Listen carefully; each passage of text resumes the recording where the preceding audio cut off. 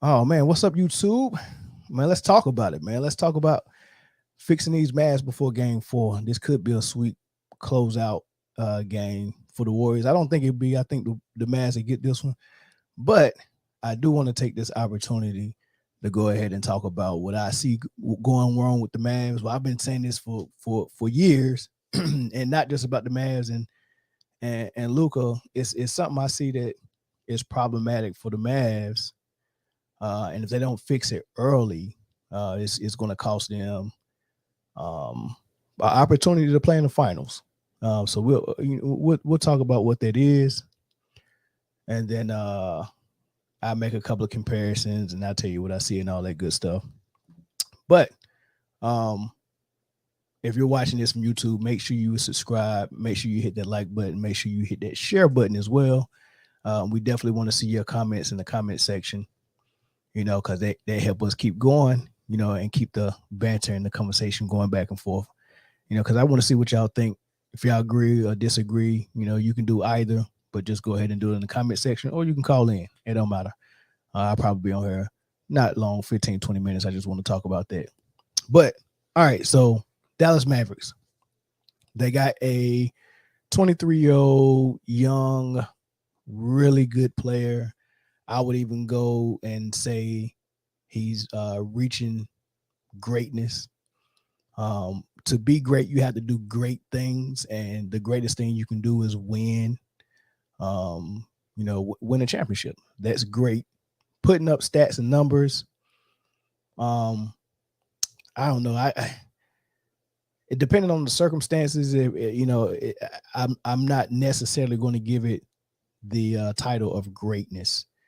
Just because you're putting up stats, because we've seen James Harden and Westbrook put up huge stats, man. And depending on how your team is orchestrated and how your team is coached and how they build around you, you can put up crazy numbers, so they don't necessarily equate to greatness, but definitely winning equates to greatness. So I'm not ready to give Luka Doncic great yet, but he's got great potential. He got potential to be great. And then the boy can ball. He can play.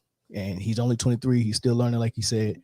So you got all that stuff going for you. But they're doing some things wrong. And I talk about that. But first, I want to play a clip from the post game, something very interesting that Jason Kidd said when he was asked about Reggie Bullock. And I play that clip right now. And I come back and I give commentary to it. Reggie had a great morning, got a great award, but then certainly had a struggling night, and also may have, I guess, had an injury. Could you just talk about the course of the day and how tough tonight's game was for him? Yeah, well, we're not judging Reggie on this one game. Reggie's been incredible for us all season. He never complains. He comes to work in a great mood. True pro. He got a big-time award, today for what he does off the floor. But listen, when, all the great shooters have been there, you make some, you miss some. And he's a pro. He'll be ready to go tomorrow, and he'll be ready for Game 4. But the things that we've asked him to do on the defensive end on this journey, he's doing at a very high level. And unfortunately, he just didn't make shots. It's kind of cool that he didn't make shots, but he was only -5. In the plus minus. That's pretty cool. That you don't score or make a shot, but you compete on the other end, and that's who he is. So the most important part of what Jason Kidd said was what he said toward the end, where he said it's really cool that Reggie Bullock could go 0 for 10 shooting and still be only a -5 for the game on the plus minus. So that means whatever he was doing defensively, or whatever he was doing as a rebounder, whatever he was doing on the floor, he still was a -5. And to put that in perspective, they only lost the game by 9. He was only a -5. Now, this is the interesting thing about that. And I think he was trying to send a message, because he also said something else later on when he was saying something. He wanted Luka to be more like LeBron and not like Harden. He was kind of saying something about the defensive end, and he said it again with Reggie Bullock. He's trying to preach that defense is very important. And he gave kudos to Reggie Bullock, even though he went 0 for 7 behind the arc, 0 for 10 overall. He was only a -5. Keep that in mind. I'm going to show you what happens for a player to score 0 points in Reggie Bullock and only be a -5. And I want to show you what Luka is for the 3 games against the Warriors in this series. They're down 3-0. Luka has scored 40 points in the last 2 games. You would think his plus minus would be at the very least even, or maybe even a positive plus minus, right? Look at, according to StatMuse, look at Luka's plus minus for the series. He is -61. For a guy that's averaging 30 plus points, for you to be a -61, your points don't mean jack, because what you're doing or not doing on the defensive end is so detrimental to your team that when you're on the floor, you are a -61 for the series. And to contrast that, look right above the red arrow, and that's where Andrew Wiggins is. He's playing phenomenal defense on Luka. And despite Luka going out for 30 and 40 points, Andrew Wiggins is a +66 for the series.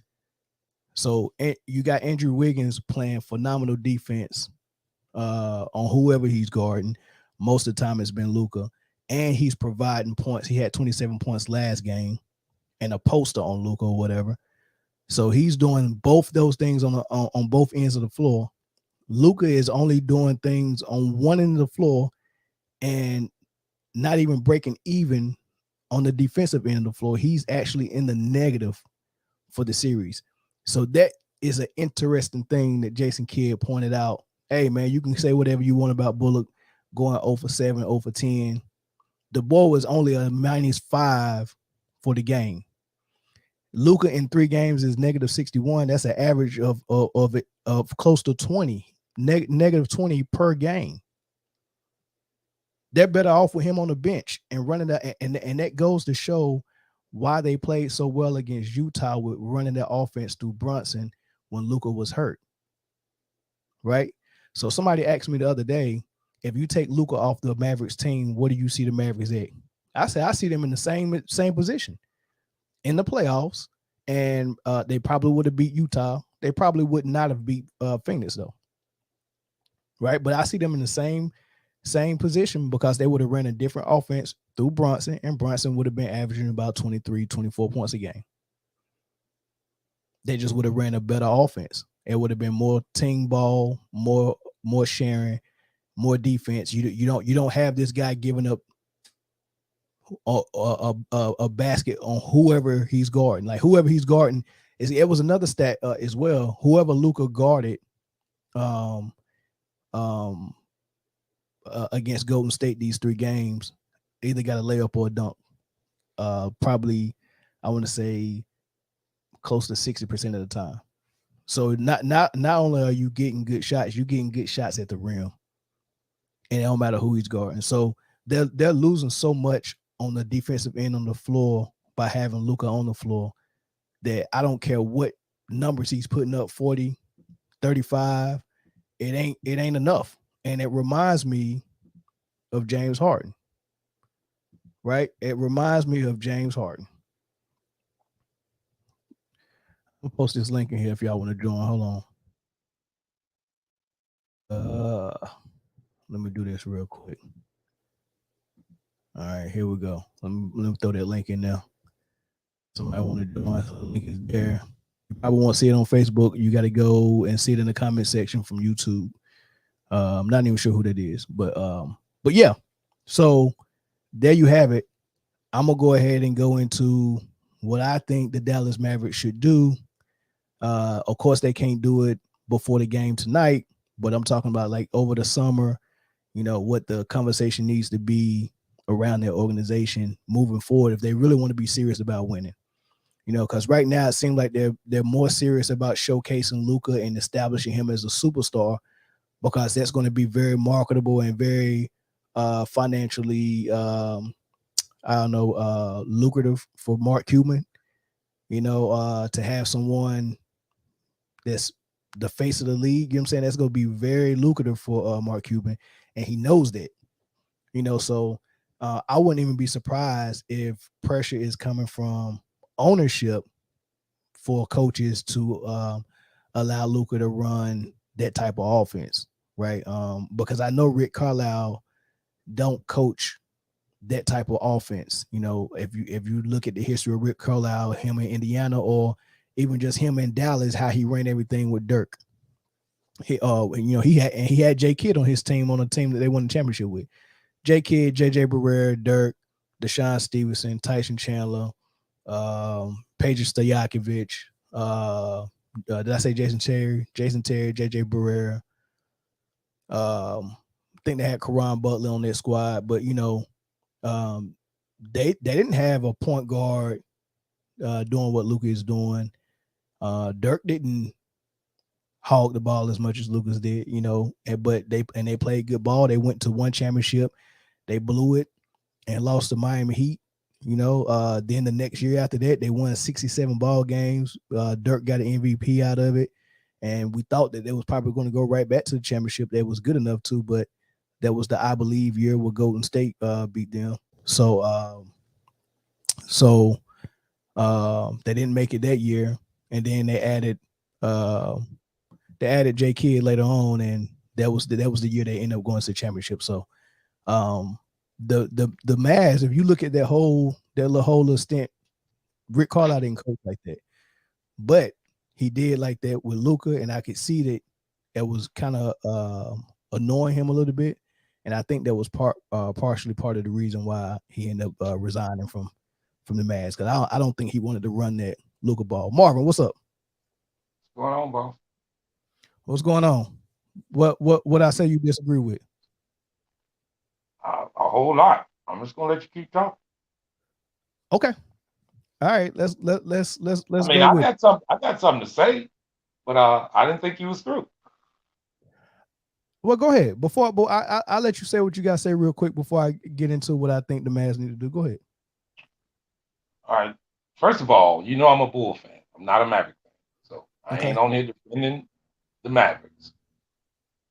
But I heard you say something earlier about Jason Kidd not saying nothing to Bullock for going 0 for 10. Well, you know what point differential means? And you know what his PR or whatever it is, his point production and his production on the floor will go down if he passed somebody 10 to them 10 times and they missed a shot. You know that, right? Say it again. If he gives somebody a wide open shot for a pass and the guy misses it, that goes against Luka. Goes against him for what? Because the other team get the rebound, go down and score. Then the point differential is against Luka because he's on the floor. Hold on, that goes against him for what? Because the guy missed the shot. So no, blamed on the whole everybody on the floor. It's blamed on everybody on the floor at that time. You talking about if you miss a shot and they hit the shot. Wait. You said a teammate missing a shot makes Luka's plus minus go down? The whole team, everybody on the floor at that time. That's false. Everybody on the floor at that time. I ain't say just Luka. That's false. What is point differential, Mel? It ain't got nothing to do with shot attempts. Did you say shot differential? Oh, wait. Did you say shot differential or point differential? No. What did you say? Think about what you just said. Think about what you said. What did you say Luka was 60 what minus what? 60 on what? Minus 61 for the series. On what? What stat? On his plus minus. Okay. Do you know what plus minus mean? That's what I meant to say. It ain't shot attempts. What is plus minus? It's how many points are scored when you on the floor versus how many points are scored against you against your versus how many you score. score. Against your opponent. Mm-hmm. So if Luka passes somebody the ball 10 times and he missed each time, and Golden State go down and score, it counts against everybody that's on the floor. So right? you've been to tell me everybody that's in the starting five with Luka should be minus 61 like Luka is? in that stretch, you looked at what was going interesting. on. That's interesting. No, is the other guys are not hitting shots. If he if he getting his, and the rest of the guys are missing, I'm not taking up for him, but you misconstruing what the rule is. First of all, plus minus is a stat that's almost irrelevant. It's not true. Because wait, let me finish. Because a player can be on the floor 2 minutes and the team go on a 10-point run, and he will be a plus 10 in the game. Yeah, and we're not talking about players that's on the floor. Hold on. We're not talking about players that's on the floor for 2 minutes. So what you just said is irrelevant. It can happen to anybody. Marvin, but listen, we're not talking about players that's on the floor for 2 minutes. We're talking about players who start and play majority of the game. I'm telling you how irrelevant plus minus is. So we're talking about Luka, and we're comparing it to Wiggins. Wiggins is the total opposite, and it basically boils down to when Wiggins play defense, he's in the plus, and also when he plays offense, he's in the plus. What he's going on the floor. Listen, what Luka shouldn't be the only one that horrible on his plus minus. He plays the most minutes. The reason why he's that horrible on his plus minus is because he plays zero defense. He takes the most shots too, Marvin. He takes the most shots, so that should be helping his plus minus. He had the most assists too, and Marvin, he had the most assists. That's not assists because guys. Think about this, Marvin. Think about this. The dude had 40 points and was still a negative 20 in the plus minus. That's hard to do. Listen, that's hard to do. What? Next year, hold on, let me say this. By next year, plus minus ain't going to be in the NBA. It is a stat that is unheard. It's not important. It don't matter. It don't matter. What I'm saying. I just told you how a man who plays 2 minutes can have a plus minus of 12 if he played 2 freaking minutes. So you know it's irrelevant. It's not irrelevant. It's not irrelevant. All right. Listen, you're giving me an example of somebody playing 2 minutes, and we're not talking about people that's playing 2 minutes. And if they go on a 10-point run, he's a plus 10. Means Marvin, nothing. What we're gonna do. Marvin, this is what we're gonna do. I'm gonna say something, and I'm not gonna cut you off, and you're not gonna cut me off when I'm talking. We're gonna take turns. So this what I'm gonna say.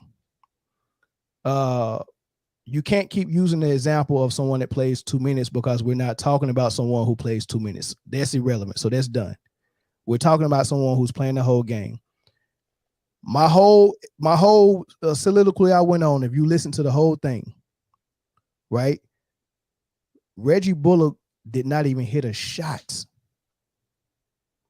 And his plus minus was almost even. It was barely -5. But you got Luka on the floor, and his plus minus was in the 20s. They only lost by 9. How is his plus minus that bad? All right, go ahead. Yeah. If Reggie Bullock go 0 for 10 and his plus minus is the same as Luka, it shows that plus minus don't mean nothing. Can I finish? Not the same. It's Can not I finish? Not when you capping. No. I'm not. Okay, you said it was almost the same. Ain't that what you just said? No, I didn't say that. What did you say? I said it was almost what was the his same. plus minus when he went over 10? Luka, it was -5 for Bullock. It was in the 20s for Luka. So how is plus minus mean something? This boy went 0 for 10, and he only had a plus minus of 5. Common sense, Marvin. That plus minus is nothing. No, that tells you what he's doing on the defensive end. No, it does not. Actually helping the thing. Yes, it does. What are you talking about? He just missed 10 straight damn shots. You can't make up for that. You can't make up for that on the defensive end. Some defense. Yeah, that's how plus minus work, big dog. Listen, if he missed 10 times, and they hit 10 times, what do that mean? If he missed 10 times and they scored 10 times, what do that mean? What kind of question is that, Marvin? Well, you acting like the 10 shots. Hey, hold on. Mike, y'all have to go. Everybody who want the link so they can join, go into the comment section on YouTube. I always want y'all to watch from YouTube, and when I put the link in the comment section, it never shows up on Facebook for some reason. So you're gonna have to either go to YouTube or just call in. But yeah, the link Facebook is in there. Through there. The link is in there. All right, so look, I'm not gonna argue with you on plus minus. That's already set in stone. Luka has a negative plus minus for the series. It's really bad. It really just shows that he doesn't play defense. And are you gonna argue that Luka doesn't play defense? No, I never said he didn't play no hell of a defense. All right, so but I did want to say this. Right. I did want to say this. All right. You know, I told you when I chatted with you about how people do. People talk about stuff when they're doing bad, but not when they're doing good. Now, before this broadcast here, me and you had a conversation when they were playing Phoenix. Mm-hmm. And you talking bad then. But they won that series and you didn't even do a broadcast at all. Right. And I know you said you was on vacation. I know. Right. Mm-hmm. But I'm pretty sure if you want to talk about it, if they'd have lost, you did one. But since they're losing, I hear you. Right. I ain't saying it's the only time you do them. But this is what I was talking about. Same thing about ISO ball and this and that. Because people don't bring it up until it's not working. Okay. Well, that's not me. I was on vacation, big dog. So you wasn't gonna get no broadcast from me. I was at home with my family. I didn't even have I ain't even have my equipment with me. I wasn't on vacation in the city I'm living in. I was out of town, man. Don't bring that up again. I understand, man. No, because Marvin, this is the thing. When we had these conversations, man, we're discussing the sport, right? But I don't like nobody to come out and try to call me out on some personal stuff. Like I'm not that type of guy that you're dealing with. Like I got better integrity than that. I'm not going to run from a conversation of an opinion I have. My opinion is always going to be my opinion. So whether Luka is winning or not, I'm always going to say playing that style of basketball is not winning basketball. I'm not going to change for that. So stop trying to compare me with people who are fair weather. I'm not comparing you with nobody, man. Well, you keep bringing it up, and I keep telling you, bro, that's not me. Go talk to somebody else and tell them that. That's not what I do. Right? That's not what I do. So Mel Hubble Bubble. I'm telling you what you did. Hubble Bubble. Okay. You didn't do it. So. All right, Mike. That's all it was. Mike, what's up, man? I'm trying to hold on. I'm trying to fix this, man. Okay. Well, look, I'm gonna do this real quick. Let me tell you what I think they need to do this summer for the Mavs to get right. Right. The first thing they need to do is Luka got to get in shape. Right. 3 years in a row, Luka Doncic has been the preseason favorite to win MVP, and 3 years in a row, Luka has came in a camp fat and out of shape and not ready. I think even this year, he was so fat and out of shape. Jay Kidd actually gave him 2 weeks off to get back in shape. And even in the playoffs right now, he still don't look like someone who's taking care of his body. So the first thing they got to do is get that man in shape.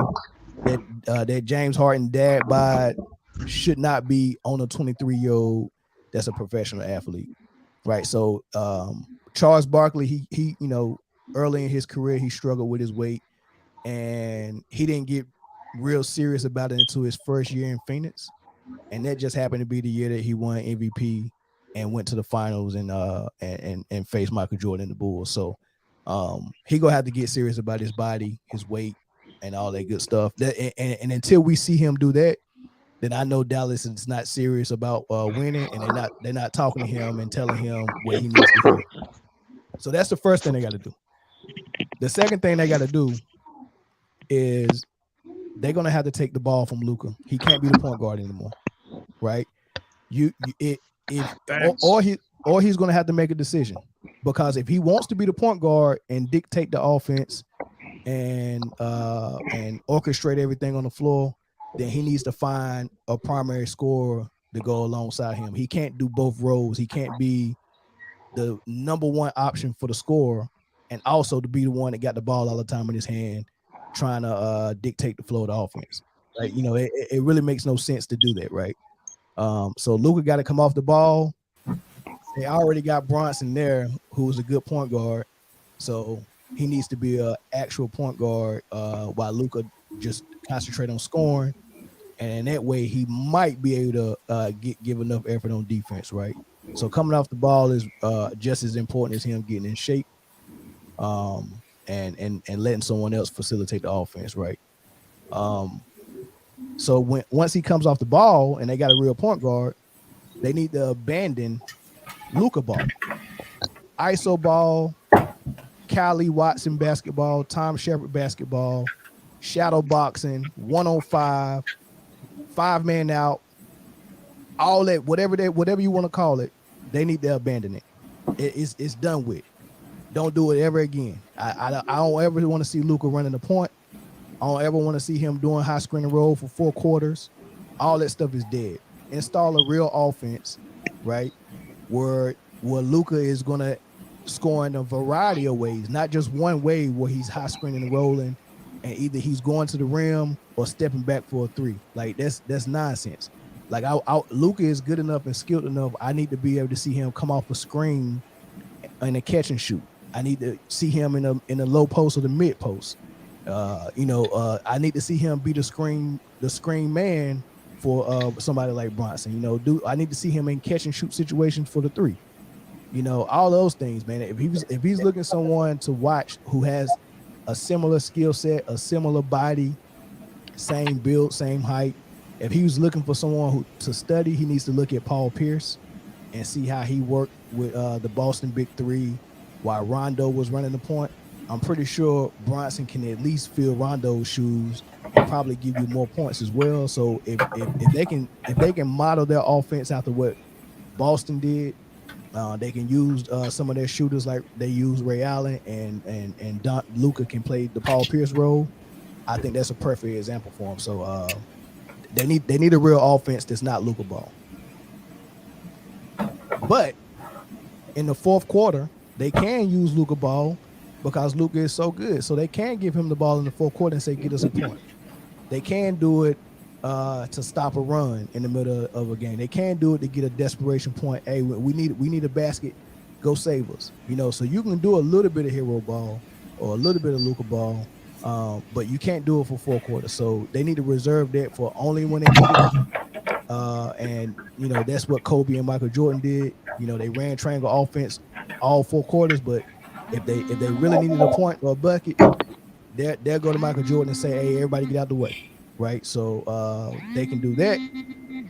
And I think they need to add a low post presence. They had one in Porzingis, but they wanted him to stand at the 3-point line and shoot 3s.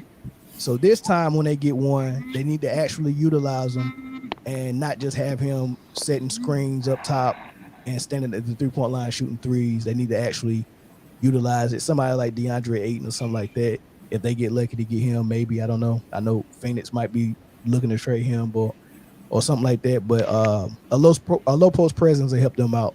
And then those are the top 5 things I think the Mavs need to do. Now I'm gonna give y'all the flow. First thing I'm gonna say, man, is I just got home and I'm hearing about this school shooting in Uvalde, Texas. Prayers out to them. Yeah, 14 kids and a teacher just got killed in Uvalde, Texas today. I just saw that too about a few minutes ago. Yeah, so that's close to home. That's not very far away from where my children live. So I don't even know where to start with that. But I don't know, man. It's just sad, man. It's all elementary school kids too. So it was elementary school kids and a teacher. That's crazy.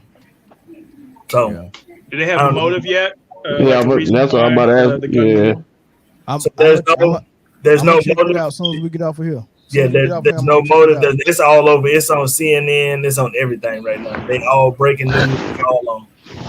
So I don't even really know what to say, man. Like that's tough because it's a consolidated school, which means that the elementary, junior high, and the high school are on the same campus, so they all together. And it was a high school student, a student at the high school, and he, for some reason, chose to go into elementary school. Wow. Damn, that's Yeah, that's crazy. I don't know, man. I don't know.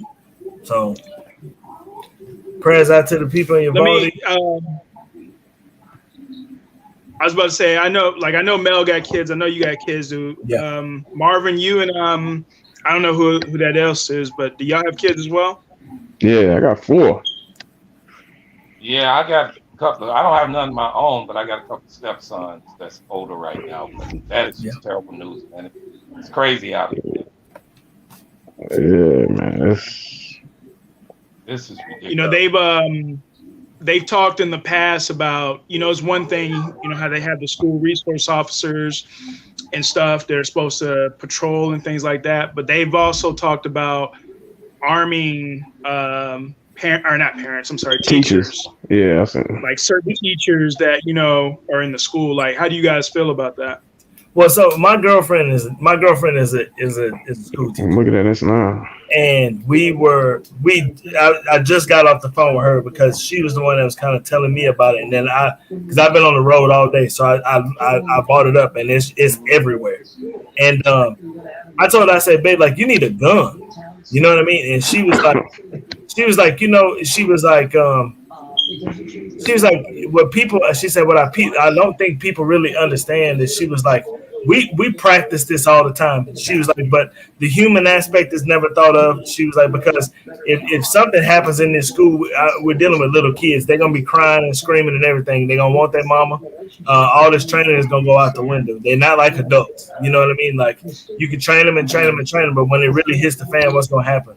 And she told me this, and I guess I never really thought about it. She was like, Corey, if somebody calls an active shooter on a campus, it's too late. They're shooting. She was like, what are we going to do? She was like, you've been to my school. She's like, you've seen my school resource officer. I think we lost him. Can y'all hear me? I can hear you. Can you hear me? I think we lost him, though. Yeah, we lost Mel. I'm sorry. Keep going, man. My bad. I didn't mean to cut. No, it's all good. No, it's all good. So, I mean, and I never really thought about that, you know? And then, like, you know, like, to get in her school, I did a career day at her school last week, right? And it's like a fortress to get in there, you know what I mean? But once you get in the school, right? Once you in there, man, you in there. Like, you are free to roam. And they got these little locks on the doors. And I was telling her this, like, the door is locked, but you pull the door real hard, and the bottom still comes kind of open. So that's not really that secure, man. If you really want in there, you kick the hell out of the door and you in the classroom. You know what I mean? Like, it's just, man, like, it's even crazy that we have to even talk about shit like this. Yeah. Well, Mel, I mean, I'm gonna say this, guy. I'm a little older. Not just super old, but a little older. And back in my day, these things didn't happen as much. Right. Well, you know, it's a lot of things involved with kids coming with these schemes in their head. You know, from one thing, I'm not going to even pinpoint one thing or the other. But it's sad that we have to have all these locks and all these on these schools. Because this thing got to the point where you're not safe nowhere, man.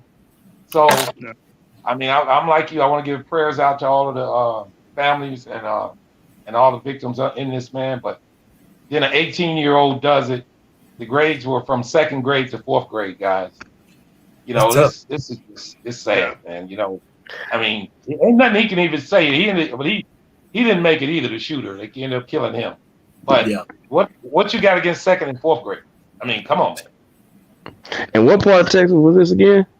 Uvalde. So Uvalde is about an hour west of San Antonio. Oh, all okay. right. Hey, so look, real quick, we can get back into this topic later on another stream, man. But y'all got anything to add for the topic? Nah, man, I agree with everything you said, bro. Yeah. I was gonna. That kind of just threw me out when you brought that up. Wow. Yeah, man. Yeah. I didn't mean to throw it off. I'm sorry, man, but that's just what was on my mind. No, you're good. No, I mean we get it. We get it. I'm not mad that you brought it up. Like that we needed to hear that for real. Yeah. I think with Luka, Mel touched on a lot of points that I feel the same way about. Just biggest thing, play style to me is probably the biggest thing that stands out. Just the fact that obviously we saw how with the Phoenix series, it was easy for him to get the switch to get on Ayton and put Ayton on the island out there, and they literally did that the whole series. Ayton and the other big, I can't remember his name, but I knew going into the Golden State series, I'm like, you're not going to be able to do that on Draymond or the other guys on that team because they all defend very, very well. And it was like they should have known that going in, but it's like we've been doing this play style the whole year. Like Mel said, the high screen, get Luka the mismatch, let him shoot the three, or get the mismatch on a guard. He's going to turn his back him down, go to work. And it's effective, don't get me wrong. But when you come up against a team that you can't do that on, what comes next, And I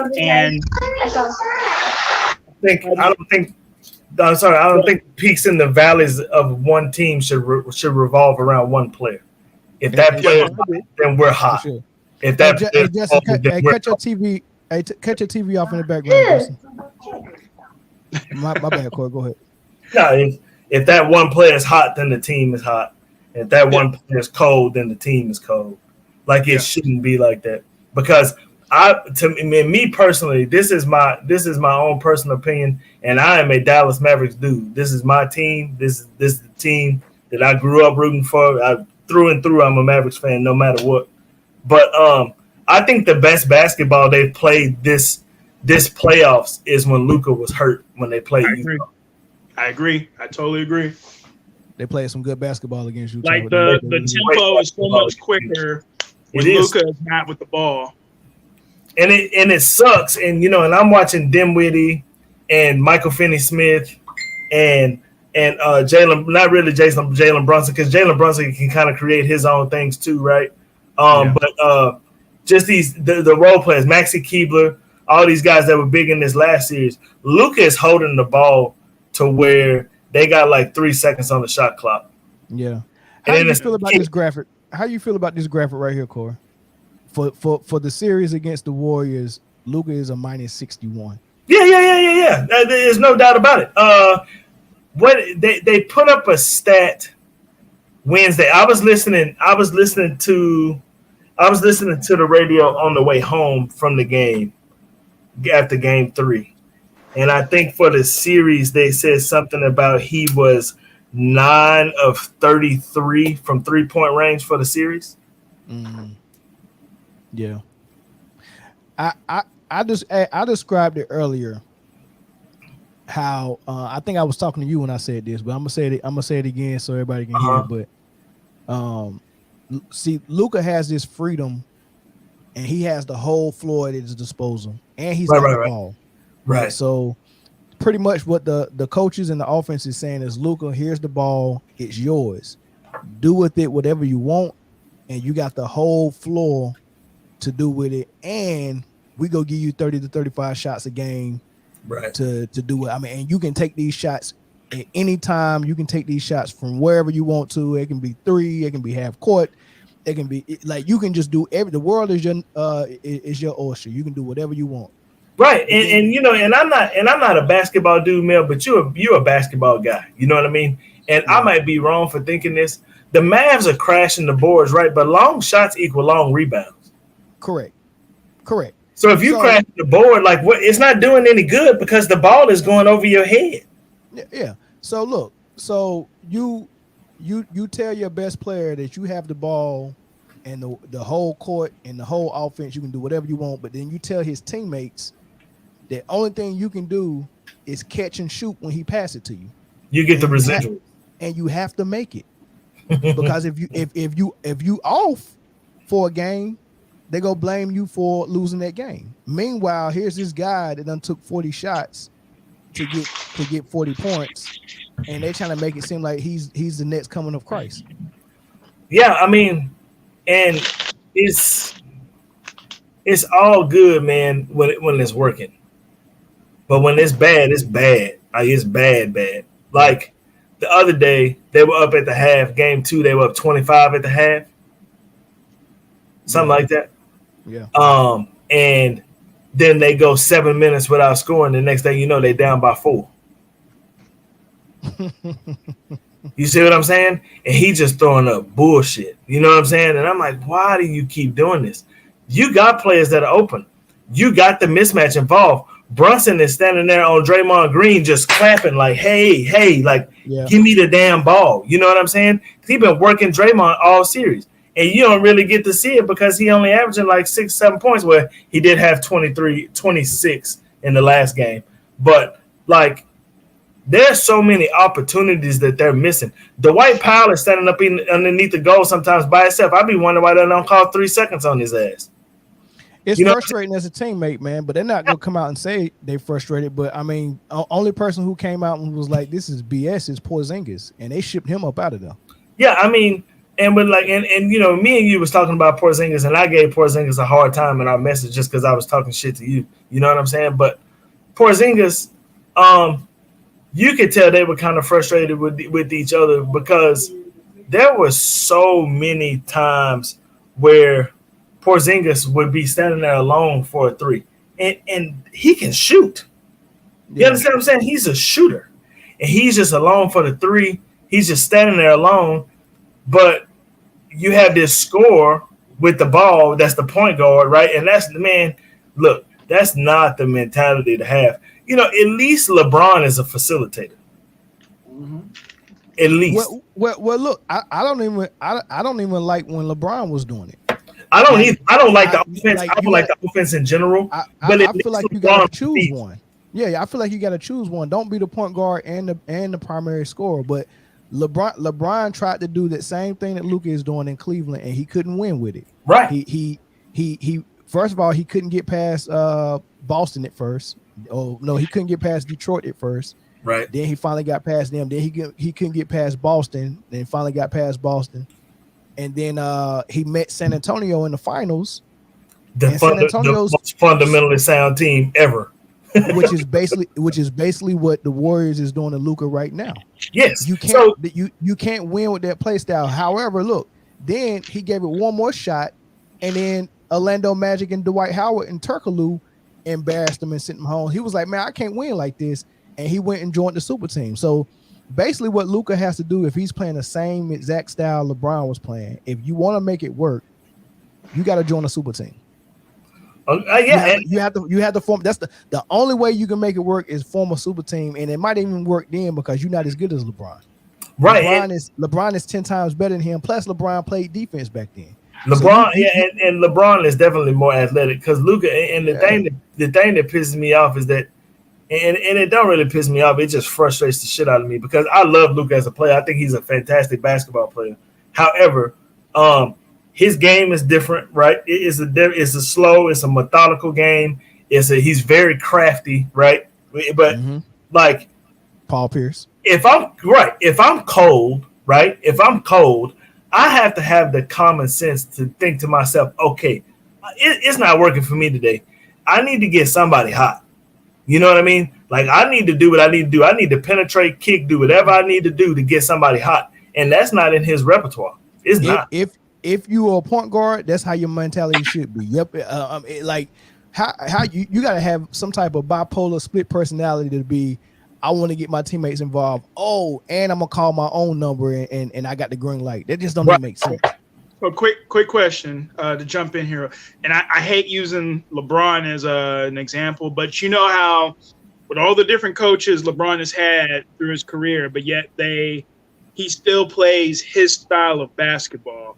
Because it's LeBron, and the coaches ain't really going to say, hey, we need you to do something else. Do you feel that is going on in Dallas? Do you feel like management is like, hey, you know, we love Luka. We played all this money, so let him play the way he wants to play? Or do you think the coach is like, this is the game plan that we're going to stick with? I think Jason Kidd is – I think he's masterminding something. You know what I mean? But I also think that this season is too far gone. You know what I mean? Like, you just got to go with what you got now. You know what I mean? Yeah. Kid know how to facilitate, and Kid gonna teach him how to facilitate, or he's going to find a facilitator, and he's gonna have to be the catch and shoot cat. Because that's how they won their championship. Kid was the facilitator. And Dirk was out there scoring points. Kid was getting Jason Terry shots. He was getting everybody's shots. He was getting Dirk shots. Every now and then he'll go get a layup. He was pushing the fast break. He pretty much doing what CP3 was doing with Phoenix. Right. And Luka has a point guard in Bronson, and Luka could be a guy that concentrates on just putting the ball in the hole, and he can have someone else run that offense. Just and you don't have, and it's just like I've noticed with Phoenix, Golden State. I didn't really notice it before, but now they play in Dallas. Of course, I really get to look at it. Right. Draymond Green is an excellent facilitator. Yeah, he is. He just put people in the right spots, man. Right. And it's like he is like coaching. Like he is. You hear. You set that screen, and you can hear it. You know what I'm saying? Mm-hmm. And it's just like, well, damn. You know what I mean? And if Luka would just do that. He can't, because they need his points. He needs to let someone else do that. It needs to be Brunson, and he needs to come off the ball. They need to change their offense and never run Luka ball into the fourth quarter if the game is close. They should run whatever Jason Kidd installed for offense. And I know back to what your question, Mike, is 100% that's what's going on. And what you was describing is LeBron got several coaches fired. I mean, we'll go back to David Black. When David Black showed up with the Cavs, David Black tried to install an offense that wasn't LeBron ball. Well, to be fair, he got hired before LeBron announced that he was coming back to Cleveland. Correct. And I agree. Don't get me wrong. I agree with the fact that they were going to get him out of there, but I don't think he was prepared for, oh shit, now I have to coach LeBron. He was just taking over this, shitty Cavs team that he could hopefully build up and stuff. You're right, Justin. It's not in his game.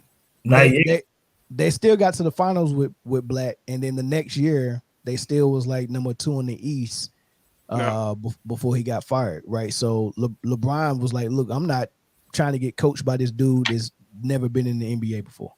You know what I mean? Yeah. LeBron didn't want to accept that coaching, and so yes, coaches are falling like flies. Now David Black getting fired, no one really fussed about it because, all right, man, this is his second year as a coach. It gave a black coach like Ty Lue an opportunity, and he did well with it. They won a championship, so nobody really batted an eye about that. But when you look at Rick Carlisle, who's won a championship with the Dallas Mavericks, who resigned because of what was going on with their organization, and Corey, you said it was more to it because him and Don Nelson had some issues. Yeah, that was part of it. But Don Nelson is anything pro-white athlete. Sure, but Luka taking all the shots. But Rick Carlisle, he has an offense that he likes to run, much like Popovich. He comes from the Popovich tree. Yeah. So he has an offense he wants to run. He did not want to run Luka ball. No. They forced him to run Luka ball. Man, they made him because he wanted Dennis Smith Jr. to be the facilitator. I think so. They didn't want the ball in Dennis Smith Jr.'s hands at all because he wasn't white. Well, he's not a pass first point guard either. He's not, but he's a ball handler. He can handle the ball. Yeah. He can. You can teach him to pass, right? But Don Nelson was coming into the locker room and changing the lineup. Yeah. Well, you run these 5. You're gonna run what I tell you to run. Marvin got a different perspective on this whole thing, so I'm gonna let him go. he just jump back in. No, I don't have a different perspective. I'm just listening. Go ahead, guys. You got the flow. I don't have a different perspective. I just got a different perspective about certain situations. If you call it that way, Dallas is not. They missing players. Dallas is not ready, but all of the blame can't go on one player. I don't even think we're blaming nobody. I ain't blaming nobody. It's just the play style. Hold on. I think all this is install a real offense that ain't got nothing to do with Luka. That's J Kidd. Yeah. Including in my eyes, I think Jason Kidd was doing wrong from the start of this series by not playing more zone. You can't afford for Luka and them to try to chase Curry and him around the floor every game. They're gonna burn them out. They can't do that. You can't play zone on the Warriors, man. That's not. If you got good wing defenders, unless you're gonna play like a 4-1 and just give. What I'm telling you. Well, that's the only thing that's gonna work against Boston or Miami. I bet they play zone. I think Miami and Boston have athletic defenders that can stay with them better than the Mavs do. But eventually, they're going to run you in the ground. You cannot chase those guys. Luka is out of shape. Luka is done after halfway through the first period. Mm-hmm. He is. And you can see it in the very beginning with his man. After that, you notice he don't go to the line a lot in the fourth or shoot a lot of threes in the fourth? Yeah. So, like I said, I mean, they team is Golden State has a better club also. Phoenix had a better club. Jason Kidd outcoached the last coach. He's getting outcoached in this one to me. Starting with the offense in this one. Yeah. Well, but I mean, but listen, Marvin.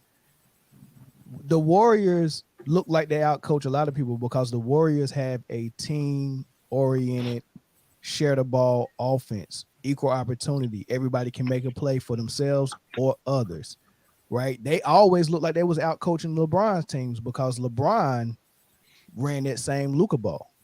So you just can't say it's just out coaching. They're running a better offense, and that which comes from the coach, huh? Which comes from the coach. Which goes on the coach. But why? But why does the coach run that offense though? That goes back to that because we know that's not Jason Kidd's offense.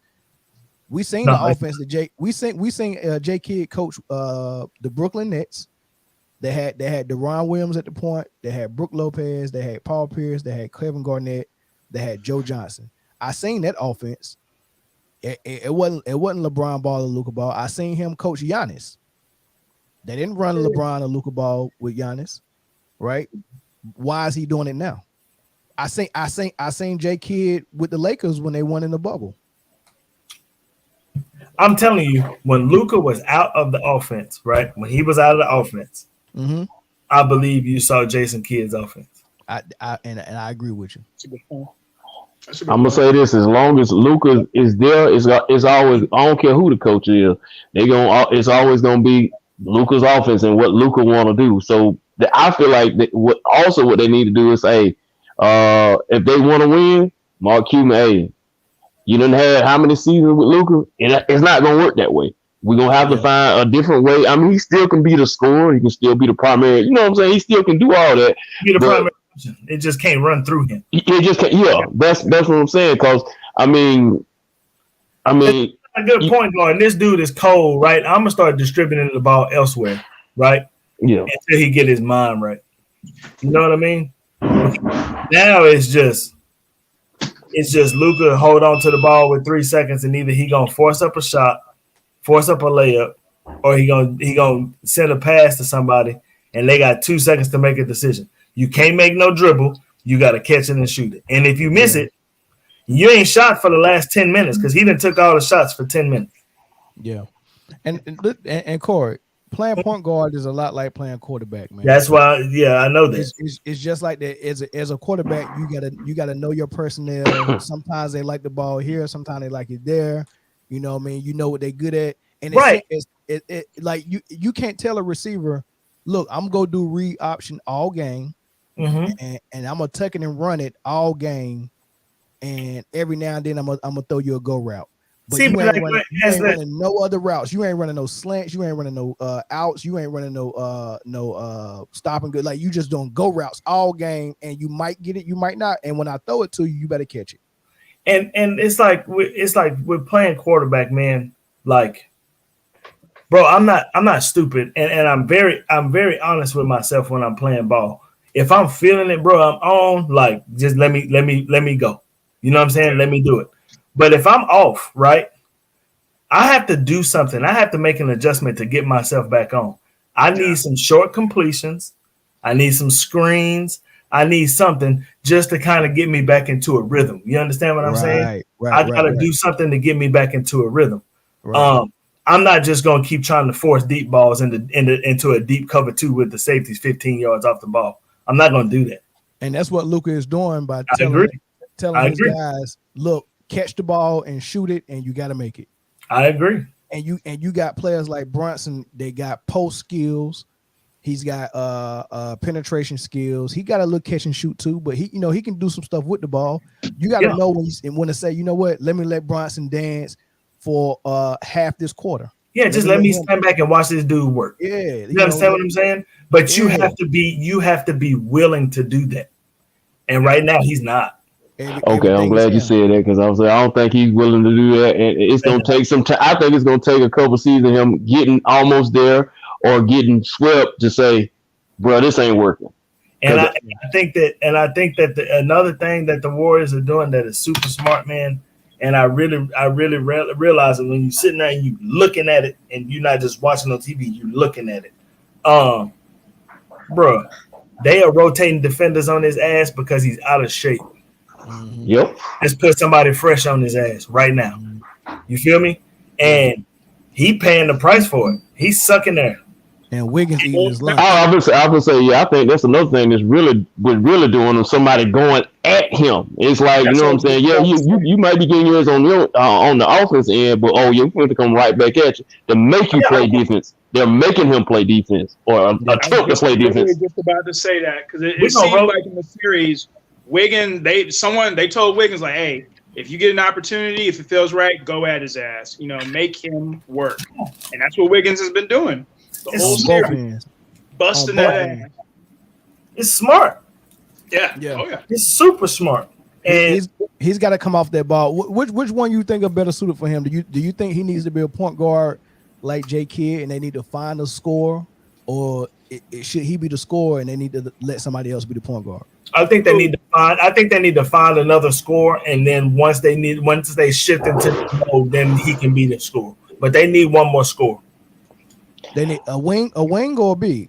A wing. I you know what? I take either one. I think they need that physical presence on the inside because right now they don't have a rim protector. Maxi Keebler is not your rim protector. Yeah, but they didn't want one in Luka Ball. They wanted the paint wide open, and they just wanted shooters. That's why they went and got Bertans to add with Maxi Kleber, and that's what they wanted Porzingis to do, to stay out of the paint and just shoot threes. Go ahead, Mike. No, I was just gonna say, and I was gonna agree with that. I think they need a point guard, kind of like Drew Holiday. That's the type of point guard they need. Someone that could defend both ends, but I think Jalen Brunson is that dude. I do agree. There was times what made me mad for the Mavs when I was watching that series when they were doing all that switching, and Curry would end up on Brunson, and I'm just like, yo, every time he gets the ball, he goes right at Curry every single time. Luka be holding the ball and doesn't see that mismatch like that. He's so focused on scoring, Yeah, because every time Brunson gets the ball and Curry is on him, he is gone. He is going straight to the goal. I would say, just get him a scoring big that can play inside because, like you say, they got Bronson. Bronson is what they actually needed, the point guard. And like I say, or if they're gonna get a point guard who's gonna make decisions like, okay, who can set things up to make sure, all right, yeah, he's going, I'm gonna let him go. Or be a guard with, I guess, a little age and be like, nah, hold up, it's my time. Let me get you off the ball, and then something like that. So basically, if you're gonna go point guard, you got to get you a good but seasoned one who's gonna be like who got enough cachet to say, hold up, bro, no, get off the ball. You know what I'm saying? And I agree with that 100% because I think that offense, man, when they run that offense with Brunson, right? And Brunson is the one doing the facilitating, it just seems like there's easier shots to be had. Yeah, for sure. And even Luka, if Brunson is bringing the ball down the court and he does that thing where he drives underneath the goal or whatever, it always seems like he'll hand the ball off to Luka and Luka's shooting a layup and it's just wide open. And it's like, why are we not doing this the whole game? Yeah, somebody got to be able to make a play for Luka too and get him an easy shot. It shouldn't be him trying to get everybody a shot, especially when you got people that or him taking 97.5 dribbles to create a shot. Exactly. And just think about this. They get Tim Hardaway Jr. back next year. So they get to have Luka, Tim Hardaway, and Brunson. That's shit, man. With Dinwiddie coming off the bench as a 6-man. Look, man, they got the pieces. They just need to change that offense, man. If they don't change their offense, Luka's career is going to go exactly like James Harden's. And James Harden didn't take care of his body either. And look what he's looking like in year 13. Luka need a damn nutritionist. That's where it all starts. I mean, since speaking of James Harden, I was gonna say, did anybody see that? Well, I think it was a tweet he put out, like about how he been going through some stuff, and I guess about being out of shape. And next year you're gonna see the old James Harden. I mean, he trying to get that contract extended. So that's all that was about. He typed that tweet with a honey bun in his mouth. Yeah. Anybody think about that, man? That man forced his way out of Houston, and then the very next year forced his way out of Brooklyn. Tonight he was gonna get to Philly, and he was remember that first practice when he was like he was free, I'm here. I was like, man, they ain't not about to do nothing, man. They not about to do nothing, man. They was calling them boys Shaq and Kobe. I was like, golly, man. And look at them.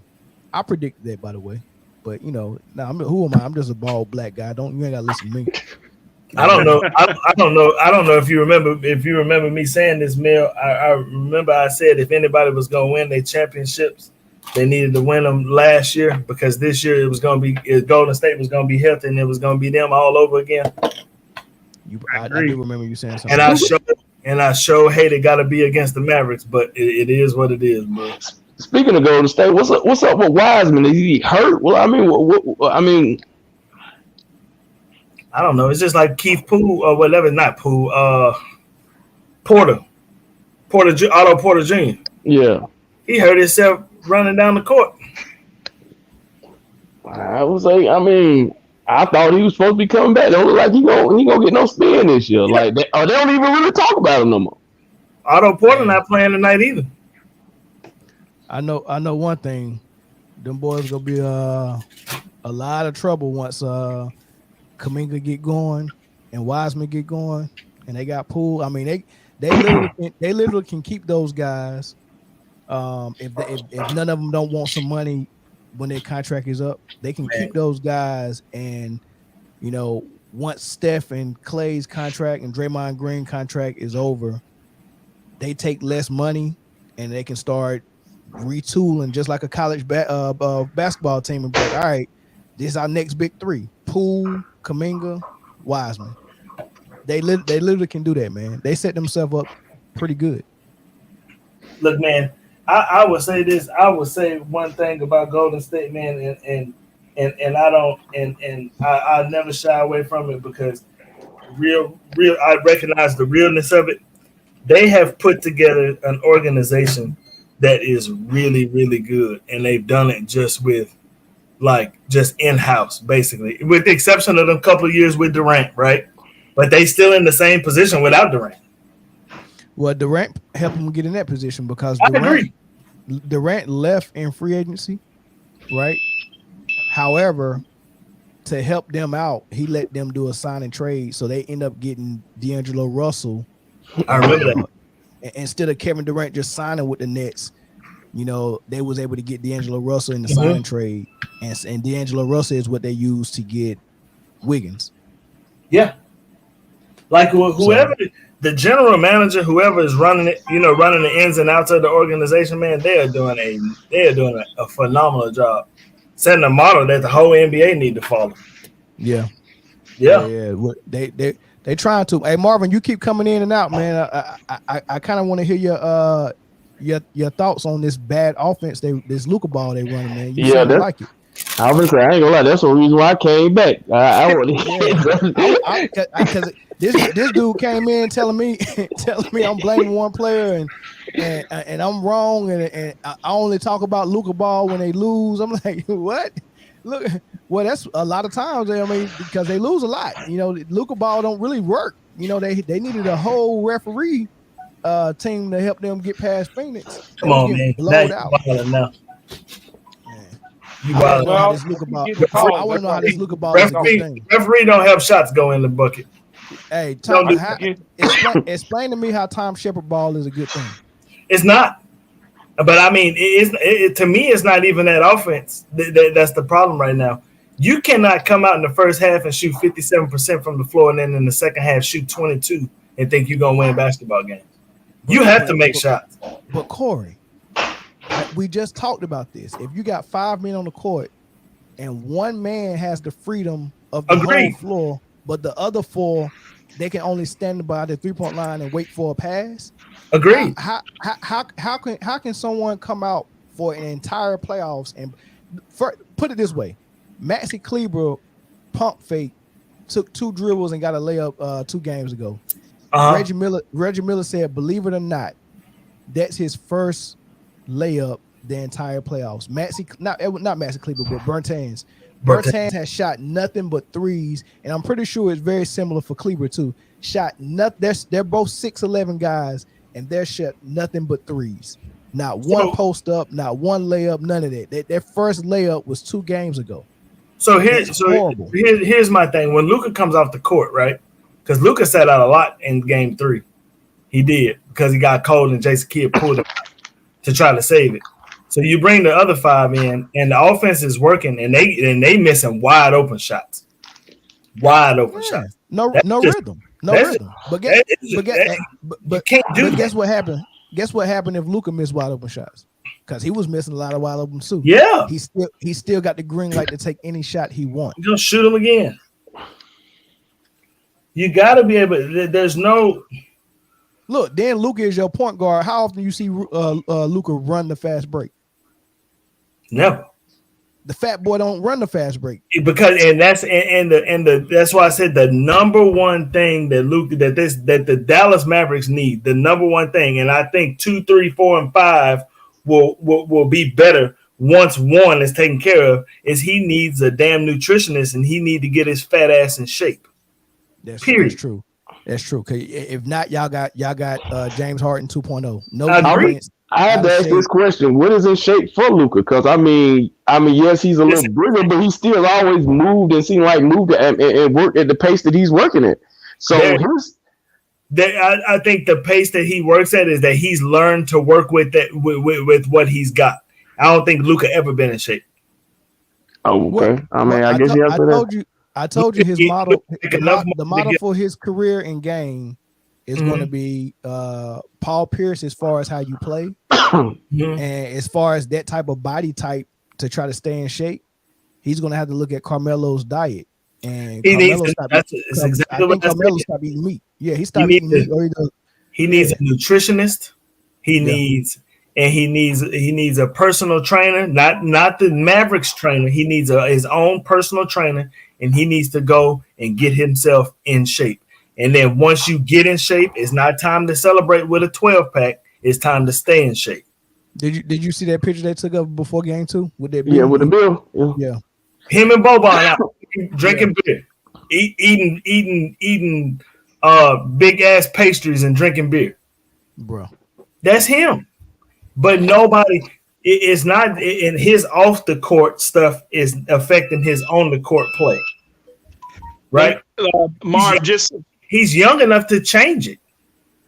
And that's what I was going to say to Marv. For me, like, is he in shape? He's not in shape for the play style that he should, in my opinion, should be doing. Like, because you look at all the games that he plays, like he's either at the top of the key or he comes straight into the middle for like a layup or something like that. But we don't ever see him run a play where, he has to come through 2 or 3 defenders or, fight to get open over a screen or anything like that. Like his play style is so simplistic. Yes. Like some of us we could play in that system right now and not be in the best of shape. Anytime Luka has to do that, he gives up. Yeah. If you notice that, like when he misses certain shots, like he just completely gives up on the play. Yeah. If you're a point guard, and you 23, you should be able to run a fast break. There shouldn't be no 23-year-old point guard walking no ball up the court because he out of shape. How do you defend it, Marvin? Go defend it. I'm gonna go back to letting you guys know I'm a Bulls fan. I'm not a Mavericks fan. I think Mel know that already. I just brought that up to say, man, we've been knew Luka was out of shape. That was from the beginning of the season, and he ain't really tried to do nothing about it. NBA career. Yeah, he ain't tried to do much about it. Now he feels like he can score points, but his defensive deficiencies won't show up that loud. Well, in the playoffs, they will, because teams make adjustments game by game. Nobody's never really called him out about it until Jason Kidd did and said his at the beginning of the season. Because they said he weighed like 260. Yeah, and that's just too damn heavy. I mean, listen, it's not like I say, it's a combination of things on Dallas. They've been missing a big man for the longest. A lot of these things that we're talking about, and then like you guys were just saying, if you're not hitting shots, you're not gonna win many games. And Mavericks are not shooting the ball well in this series. Right. They shoot the ball very, very poorly. Right. That's not making any excuses. But I mean, the Bulls just lost to the Milwaukee Bucks by missing wide open damn threes. And everybody said the Bucks defense was awesome. Well, nobody on them. They was wide open. They're just missing the damn shot. So, yeah, the Mavericks missing a lot of wide open shots in this series. A lot of wide open shots. My bad. I didn't mean to cut you off, Mar. I was just saying I agree with you in the fact that like when Luka's driving and he's making these passes to these guys got to hit shots because it is a part of the game. But when talking about that, Corey, how many players on the Mavs team are knockdown shooters? Well, right now, Dinwiddie is supposed to be. Okay. And I'm asking because I don't know the team as well as you. That's Dinwiddie, Bullock has come through for him. Finney-Smith is like 1 for like 30 something in this series. I mean, he had 4. I think he's had 4 points in every game. And these are guys that they've relied on for 10, 12 points in games, you know what I mean, to win. And they're not getting it. But honestly, but them players you just named, all of them really are streaky players. Like they don't have like a like I guess when he was asking knockdown shooters, who is they for certain for sure knockdown shooters? All the ones you just named, they kind of streaky. True. Dinwiddie is you he's right, a scorer. 100% they're streaky shooters. Dinwiddie is a scorer. Right, he got some shake to him. He can dance. You know what I mean. He can get to the hole. He can pull up. He's not a catch and shoot shooter like a Klay Thompson. He's not that. He's not Kyle Korver. Right. Bullock is really a 3-and-D guy, so you would put him more in the Danny Green range. He's streaky. He could get hot and knock it down. He's a good enough shooter to get hot, but his game. He was an athlete. He played for Carolina when I was a Tar Heel fan. He played for Carolina. He's an athlete that just happened to play D and had to create a role for himself to stay in the league. And when you're trying to stay in the league, you end up being a 3-and-D guy because that's the only roles that's left because everyone wants to play ISO ball. So the only thing that's left is, hey, I guess I play defense because my superstar ain't playing and he's gonna have the ball all the time. So I got to learn how to shoot, you know. So he's one of those type of guys that turned himself into a 3-and-D guy. The only catch and shoot shooters they really got is Bertans and Kleber. So the Mavs, and this is just game 3, right? The Mavs shot 33% from 36% from the field. Golden State shot 56. Mavs shot 22.9% from 3, and Warriors shot 35. But think about this. No, think about this. Think about how Golden State got their 3-point shots. Think about what type of offense they're running. But listen. No. Think about how they got their offensive shots. Think about how they forced Dallas to guard the paint first before they was actually knocking down those shots. They forced them to guard the paint first. And you don't know who the shot's coming from or who the pass is coming from. With Dallas, we know it's screen and roll with Luka at the top of the key. And if we double him, he's going to pass it to the guy that we rotated off of. And I agree with you. I agree with you to a certain extent with that. Because there's a lot of time Luka is going to the hole and 4 people are collapsing on him and he's kicking the ball to wide open people and they're missing. Let me ask you a question. Anybody that play ball, right?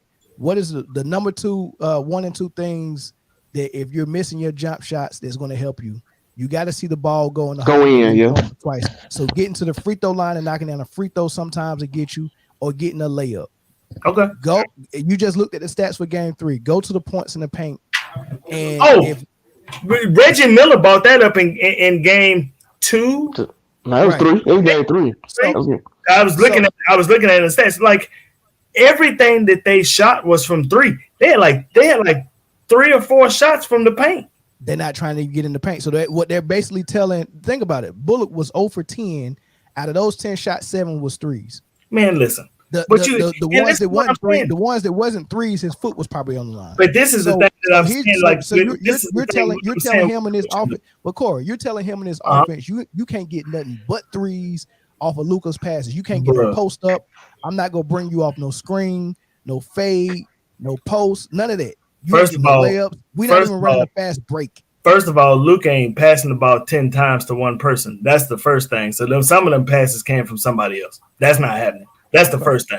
Yeah, second thing is that whose idea is it to outgun the guns? Yeah, that's just bad coaching. Whose idea? Guys, I'm gonna say this, and it's not defending the Mavericks. The Mavericks, they actually, to be where they are, it's a blessing. The team that they currently have, it's not even. It doesn't even stack up. They got one all-star, and you can't even really name nobody else on the team. What? They playing against a better team. They played against a better team than Phoenix. Their play style caters. I was saying, Brunson a stud, man. Stud, bro. I feel like if they play him the right way, Bronson beat Utah by himself, bro. Yeah, what are you talking about? Adding 30 points a game. Brunson ever made the All-Star team? He only been a starter for 2 years. What are you talking about? Well, y'all talking about how good he is. He would have been in the All-Star game, right? He's gonna start because the offense Hold up. All-Star game is also voted by the fans, and he's not gonna get that All-Star vote as long as he's playing with Luka. Do you think he's an All-Star? Think about all the guards in the Western Conference before you even say. I didn't say the Mavericks didn't have players. I say they don't have the. You actually did. You actually did. No, I said that they don't have. No, I did not say they didn't have players. I said that they don't have all-stars. Golden State has multiple all-stars. That's not wrong with this roster. It's the play style. Don't get me wrong, Marv. I don't disagree with what you're saying, but the Mavericks got some guns. They got some players, yes, but do they stack up against Golden State? Truthfully. No, not Golden State. No. Golden State. So what are the players y'all talking about then? I don't think anybody in the NBA really stack up with Golden State like that. What team in the West stack up against Golden State except Phoenix? Only Phoenix stack up against Golden State. And, maybe. And their bench don't even hold account of the Golden State. But Golden State bench by far beats everybody in the playoffs, really. But Phoenix, I'm not taking up for Dallas, guys. I'm not taking up for Dallas. I'm just telling you. You're taking up to for be Luka. where they are. They didn't do a pretty good job. But why is that? Why is that a significant point to make? The point that I'm trying to make is that they're playing and running a horrible offense called Luka ball, and they need to abandon it. Unless you have an objection to that, and you're saying Luka ball is good, there shouldn't be any points made. Mel, I never said Luka ball was good. I said Luka plays decent ball. And you saying it ain't good because they losing now. No. I'm saying Luka ball is not good because it's not good. They won 50 games this year. All right, so 50 games they won was all bad? No, what I'm saying is Luka ball is not good and conducive to winning it all. They won 50 games. You're going to face a team that's a juggernaut like the Warriors. I think y'all slick agree with each other on some of this. Playoff basketball. I think it's how they just say that style is not good for the playoffs. It's just like James Harden the last 10 years. Great season, regular seasons, but when it comes to the playoffs, that style has never worked. It has never worked. It's never worked for James Harden because he's lazy as hell. Which is what Luka is. I don't agree with that. How can you not be lazy? Luka will at least get in the way until he get tired. James Harden from jump minus 61. They don't mean you you talking about one series, bro. Because did James Harden ever make it to a conference finals? Minus he was the leader of a team. Minus 61. Oh, well, Houston did he make it? That's because Chris Paul took over.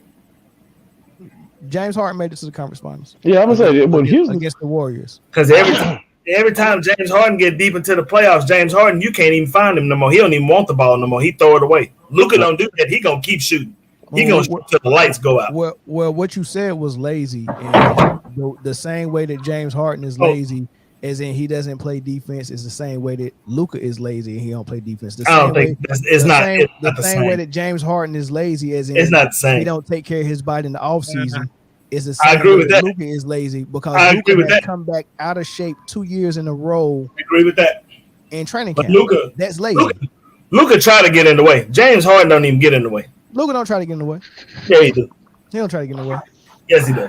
I don't think it's too much difference from James than Luka, to be quite honest with you. Because when you look at it, it's like he makes the attempt like he's trying to play defense or he's trying to do something, but you can just tell in his body language he ain't really put no effort into it. So I feel like if it came down to effort, I feel like Harden would be a better point guard than Luka. Yes, like that's my opinion. I that's what I feel about that. I think point guard, yes. Point guard. I think Harden is finally starting to figure out that his play style needs to change, but he's like 3 years too late figuring it out. Mm-hmm. I say 3. 10. He said, did you say 10? Yeah. Like people gave Chris Paul so much hell when he left the Rockets because he said the play style does not work. When he wanted to run offensive sets and Harden just wanted to dribble ball, shoot,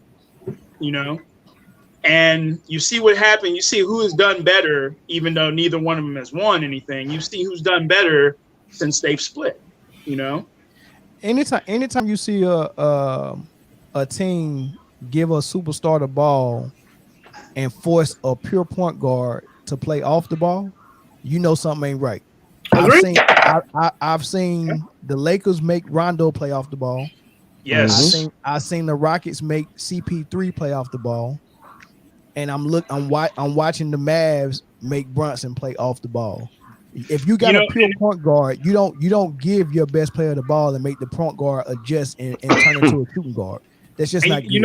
The crazy thing about that, and like people give Chris Paul so much hate, but he has never been a score first point guard since he's entered this league. He has never been that way. But he can score. Yes, he can score, but that's never been his mentality. He has always been about running an offense versus just, I want to come down and try to score every single time I got the ball, Agree? Yeah. I feel like that's sometimes since he can score, that always kind of been a notch against Chris Paul. Because it's like he's damned if you do, he's damned if you don't. Because if he don't score and then they lose, he should have scored more. But yet, I think he played the position. That's why I still call him the point guard. When they say, I really feel like he in the top 5 of all greatest all point guards of all time. If you ask me, I agree. Because I feel like he played like he's supposed to. You don't need your point guard, dropping 25 a game. Because technically, to me, he ain't no point guard. He a scorer. So I think the point guard position. Drug class he's trying to see it's supposed to be one of your smartest guys on the floor. He's supposed to be a coach on the floor, right? So I think the main objective for him is when he has scores like Devin Booker or whoever your main scorer is, you make sure he get going. And when you have players like Ayton who need you to get the ball, because you just can't get a ball to Ayton at the 3-point line and make him create. So the guys that you need to create for, you help facilitate that. And then for your scorer that don't need your help, you just make sure that he's getting loose. And then if that scorer is struggling for some reason, your point guard should be witty enough and capable enough to say, okay, I'm gonna kick in and get some points. So your point guard do need to be capable of giving you 20 to 25 if on demand if they need it, but you shouldn't really be relying on it because that role is something different as a point guard. That makes sense. And is all that predicated on the coach? Because usually every play is called by the coach, isn't it? So say it again. Usually what happens in the game. Hold on, that was a question. That was a question. What'd you say? You said is what? Is all of that predicated on coaching? Because usually every play that's ran coming down the floor is called by the coach, right?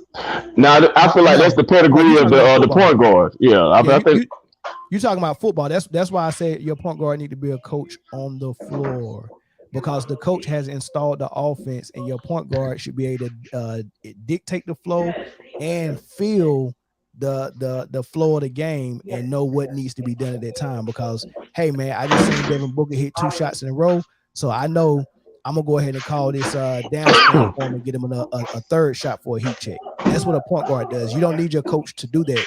Your point guard is a extended version of the coach. So you don't believe that coaches, when they come down after a made shot or a missed shot, and they don't get a fast break, you don't think the coach calls that play? Coaches don't call plays every possession, no. All right. I mean, how often you figure that he don't say nothing and just let the players go down and run and play? Very often.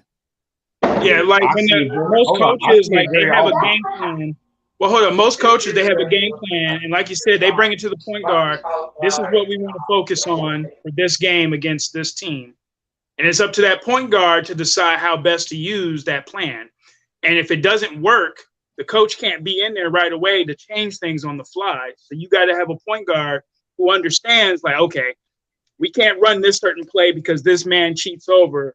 So let's play off of that. Let's change it here. And if it works, they're just going to keep going. You know, the coach can't call every single play every time the ball comes down on the offensive court. So if you got a point guard who understands their system, you know, they're going to run the system how they see fit. Yeah. Yeah. And I agree with you on the plan before the game starts, a certain plan to attack the defense that they put up. But more than not, if you don't get a fast break, it's not too often that the coach just sit down and don't say nothing and let the players run the play. The Warriors do it all the time. That happens often. The Warriors do it all the time. And it happens often that he calls the play also.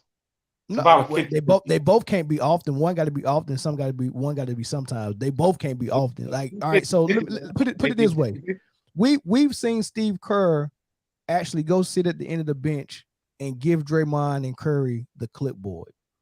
Right? We've seen Steve Kerr miss games for COVID, and the assistant had to take over. Nothing changed. It ain't a different mind of the coach doing something different. We've seen Phil Jackson sit on the bench when the opposing team was on a big run, and he was like, all right, they're gonna have to figure it out. Right? Because he likes adversity, and he likes to see his team get through adversity. The only thing Phil Jackson used to do is every now and then when Michael Jordan took too many shots, he'll get up and say, hey man, let's get into the triangle. He just wanted to make sure they got into the triangle. The triangle had so many different variations that can happen based on what the defense is giving you. You don't call a play. You're just saying, hey, let's get in our sets that we practice, and then it's read and react.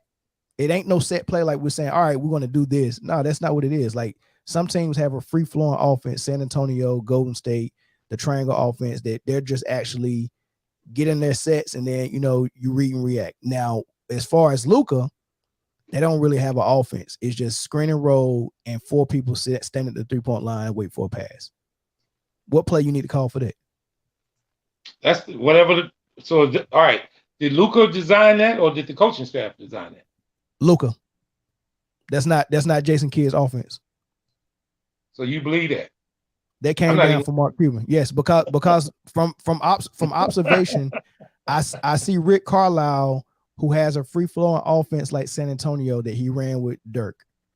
In comes Luka. So you saying Rick Carlisle called plays. In comes Luka, and all of a sudden they're running Luka ball.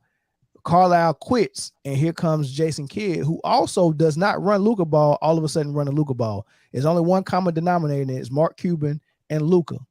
It's coming from the front office that we want to be Luka centric because it's helping Mark Cuban's pocketbook to market Luka as a superstar, and I need him to get these numbers.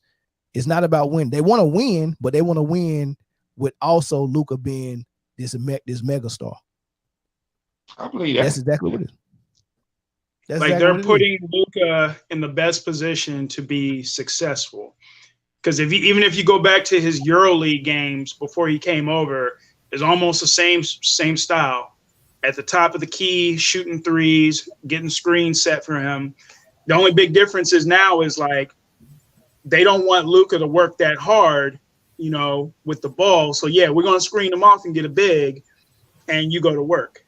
It'd be different if he gets that screen from a big and he finds the other mismatch and facilitates that. But he's not that type of player. At least not yet. Hopefully, maybe he'll change over the years. Who knows? But that is just not gonna work. That play style, man. Yeah, you can't defend it, man. You can't defend it, and you can't try to put it on kid. That's what Luka wants to run, and that's why he got Rick Carlisle sent packing up out of there because Carlisle didn't want to do it. He'll learn. He gonna learn everything. This is how you know if they're serious. If he comes back in shape next season, that's the first sign. That's the absolute first sign. The second sign, if he's not playing point guard, then you know that they serious about winning. If they running an offense that's not high screen and roll for 4 quarters, then they serious about winning. If they only use Luka Ball in the 4th quarter when they need to, then they serious. And if they actually add some type of low post presence, that's when I know they really serious about winning. But telling your fans that, hey, we just want shooters. We go get Maxi Kleber and Bertans to be our 4 and 5, and they ain't gonna play. They ain't gonna block no shots, get no rebounds, and just go shoot threes. You can't tell your fans that that's the product you gonna keep putting on the floor when you see it don't work against the good teams. Can't do it. Can't do it. So real quick, game 4, Warriors or Mavs? Mavs. I'm going Mavs tonight. I like the sweep. Yeah, I like the sweep as well too. Yeah. I'm gonna tell you this, man. If the Mavs can win tonight, in some kind of miraculous outer being happens or some shit, and they win Game 5, and they can get Golden State back at home, we gonna see a Game 7. Ha! I don't know about all that. I don't think they can ever win the championship. Hey, look, the only way the Mavs win tonight, right? This is the only way the Mavs win tonight. They gotta shoot about 35 free throws. They're gonna change the way they call the game. The whistle will change, and they'll shoot a lot of free throws. I don't think Luka is the biggest star in the series. I don't think the whistle gonna change. Well, that's a good point. That's a good point. I like that. That's a good point. If the NBA don't want to sweep, if the NBA want to get a 5th game out of this series, they gotta help go. Whoever wins this series is going to win the NBA championship because Boston and Miami are absolutely killing each other. Yeah. They are not going to be healthy for the championship. They are murdering each other. They are, man. Corey, that was a great point you brought up because, society or social media wise, whatever, NBA fans, what would they want to see more than Luka getting to the finals? The Warriors, coming back off injury and being out of the playoffs for X amount of time. It's a great story. It is a better story. Yeah, it is a much better story. To see them get back up on the mountaintop. And I agree, like they'll beat the Boston or Miami. Yeah. Luka has been the biggest star in every series that they've played in up until this one. Yeah. I agree. That's a good way to look at it. I agree. So no, the whistles ain't gonna change tonight. Well, it won't change because one is a bigger story. It'll change because they want another game out of this. They want to extend the series. Right. that like the whistle can change from game to game based on different things. I think that the key to Mavericks victory tonight is you gotta hit shots. Well, the shots are if you get the whistle, the shots are come, because what happens when you get the whistle early is that actually shows the opposing team what they can and can't get away with on defense. And once the Mavericks is not predicated on getting fouls. They shoot threes. Hell no, it's shooting threes. You got to hit them. That's why they don't get a lot of foul calls. Wait. So when Luka is driving to the hole and he's backing somebody in like CP3 or whoever that was on him in that Phoenix series, Luka was absolutely getting to the hole, right? Oh, he getting his. I'm talking about the rest of the team. Yeah, that's what I knew. I knew what you were talking about, Mark. You're talking about the rest of the team. Yeah, Luka gonna get you. Luka gonna go to the line, and Brunson gonna go to the line. That's it. That's the key. The rest of the players don't get free throws because they always out on the perimeter. Okay, but that's by design. But that's the key. If Luka is getting the hands off the merchandise treatment, then that means what's supposed to happen is Golden State's supposed to soften up a little bit and stop guarding some rough, and then Luka just get loose. And once Luka get loose, then everybody else start hitting shots because Luka don't give a damn about that because Golden State has figured out the formula to even beat that. I just send different people at that motherfucker. You ain't get anybody else in foul trouble. I send all four of you motherfuckers at it. That's a good. But point. you know the funny thing about that though, it's funny that the Warriors almost do the same thing to Luka that they try to do for Luka on the opposite end. They try to get Luka the mismatch so he can go to work. But yet when Curry's got the ball, they try to get the switch so that Luka is on Curry so that Curry can absolutely cook him. So he got to run. Luka got to use that game 3. Yeah, he got to run, and then coming up, he got to work to even get up the court because I'm just sending defenders at it. Yeah. And we fresh, too. We got good legs. Mm-hmm. Yeah, and I'm going to run your fat ass out the gym. That's exactly what I'm going to do, and that's what they're doing. So, but you still giving Mavs a chance tonight? Huh? I heard all of you guys have a take. As long as the Mavs hitting shots, they can beat anybody in the NBA. Now, if they come out and they shooting 21%, they're going to get their ass beat. But that's the thing about any NBA team. But I did want to say this. I disagree with you guys on thinking that Golden State's going to beat Boston and Miami so handily. I think Miami can play well. I think Boston can play well. They play better defense. No, I think they'll win the series. I'm not saying they're going to sweep Boston or Miami. No, that's not going to happen. No. Now, here's the reason I say this. I say that because of this. The same thing can go in return to Golden State as what goes into Miami. If Miami is getting ran and get tired, then Golden State has got the upper hand. But if Miami is able to play a slow down game and bang them and beat them up like they've been playing in this whole series against Boston, then it goes in Miami's favor. Marvin, I'm gonna tell you this right now. Miami and Boston will be lucky to be able to dress 6 for the first game of the finals. I know they beat up. And not only that, Boston just went through that Milwaukee series. They got beat up in that series. Listen, Golden State gonna have a field day in the finals. That's interesting, man. That's interesting. Well, see, here's the deal. The same kind of offense and defense that Miami and Boston has, Memphis had. Golden State didn't have a easy cruise through that series. No. That's the kind of series and I say this. If John Morant stayed healthy, we might not even be talking about Golden State right now. That's true. And that's the teams that Miami and Boston are. Just like but there's no John Morant on Boston or Miami. No, there's not. There's a dude named Tatum and Butler. True, very true. But they ain't John Morant. Yeah, they are not John Morant. Well, in the playoffs, they both putting up better numbers than John Morant did. Well, yeah, because John Morant was hurt for half of it. Well, I'm talking about the games he played. John Morant was a killer in the games he played, bro. He was killing. Look, I don't fall in love with the numbers and form conclusion from numbers. You gotta watch them boys play because Luka got all the numbers, and John Morant still better than Luka. Agreed. Each one of these teams that we talking about are better teams. Dallas team is not better than Miami, Boston, or Memphis.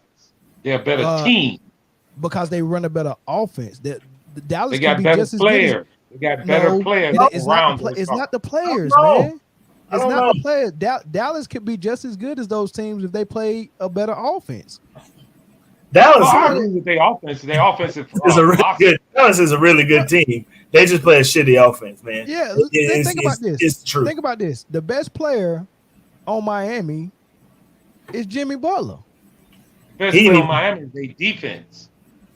Okay, so that's what I'm saying. It's not the players; it's how Dallas played their offense, and their best player can't defend. That's the problem. At the end of the season, you guys know what Dallas' defensive rating was, right, in the league. Bro, you just said they couldn't play defense. What's no, Luka's defensive rating? I didn't say they couldn't play. When I say that, man, I didn't say that. I said that they have a Dallas team is not as good as Miami's or Boston. I didn't say that. Okay, so on offense, what is better about Miami's offense that Dallas don't have? And don't tell me the players. It's deep. They're deep. Okay, how deep they go? Maybe the better player, the player that the Mavericks don't have, is probably Bam Adebayo. I say that Bam, yeah, but they got rid of. But that's it. That was an overall team. That's what counts, including bench, including role players, including it's a team game, guy. The Mavs. So you don't think the offense matters at all? The Mavs bench is what got them through the first series. But they're not playing well now. Hubble bubble. You're right. So you don't think? So Marvin, you don't think the offense have anything to do with it? Yeah, it's got a lot to do with it. Yeah, but it's a combination of everything. Let me ask you a question. If Michael Jordan with the same squad he had with the Bulls, if they wasn't running the triangle offense, do you think they would be better or worse? Well, we'll never know that because we will know that because we seen that same lineup before Phil got there.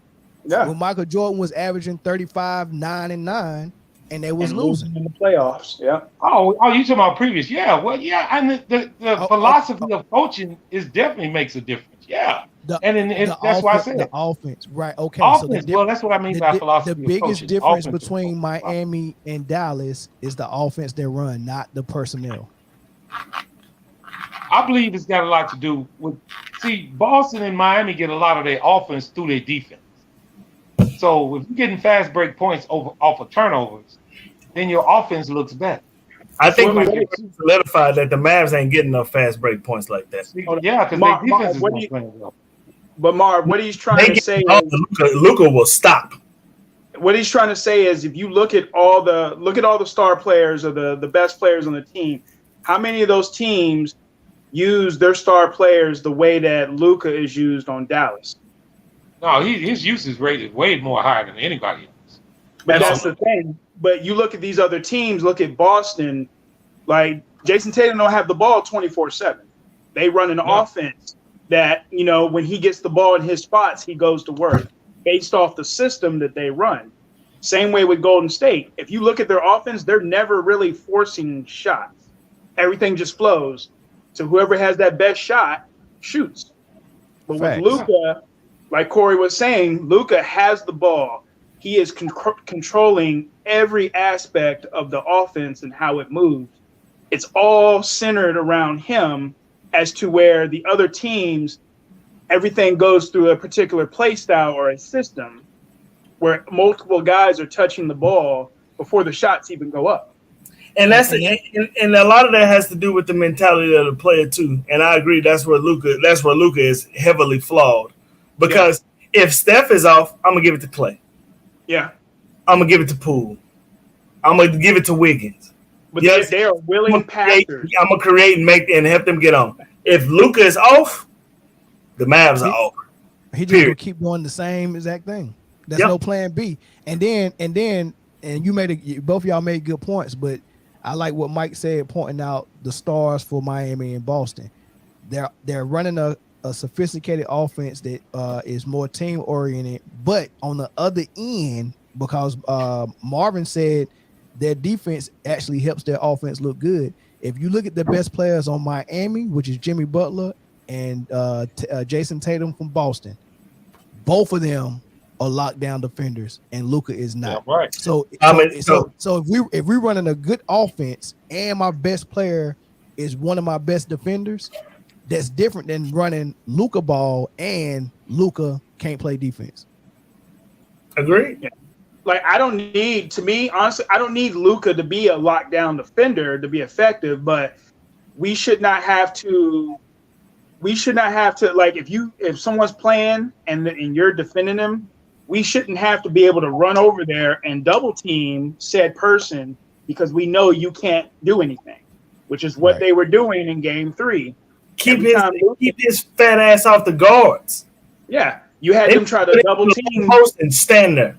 If you get dunked on again, you get dunked on. Like at the end of the day, like especially for those of us who play ball, you never want to be a liability on the defensive end. No, you don't want dudes to be like, shit, I gotta double down or I gotta cover because I know he can't play defense for shit. So we got to pick up the slack. Like you don't never want to be in that position, man. They should make it. They should make it to where when the Mavs play, the Mavs can run somebody in to play defense, and then when they get the ball back, he run off the court and Luka run back on the ball.